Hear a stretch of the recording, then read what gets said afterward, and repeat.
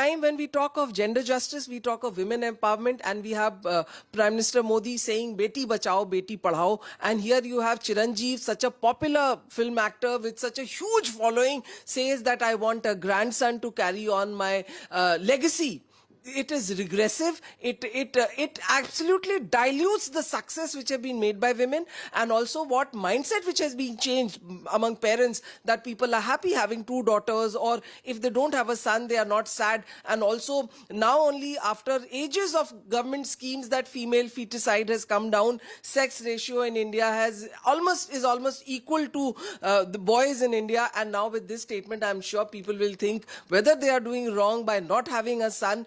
And as it is, people have a preference for sons, and with this statement I'm sure a lot of people would try to have a son. So I think Mr. Chiranjeev, I would request him to take back this statement, to apologize for making, even if it was said in a lighter zone, if he did not mean it seriously, then also people think that Chiranjeev has said that having a son is a must. I would like to remind him that here we have a Supreme Court which said that daughters can inherit ancestral land also. Not only that, Supreme Court in a ruling has said that a girl child, eldest girl child, can be the karta of an HUF. Till now it was only the male child who was a karta. So when country is talking of equality, then statement like this, that family legacy can only be taken by sons, is very regressive. Today there are parents who are allowing daughters to lit their pyre. So when we are talking of equality, then I think such statements are very regressive, and they will in fact people should know that we have lost millions of girls in feticide, and only because people have become aware, government schemes are so strong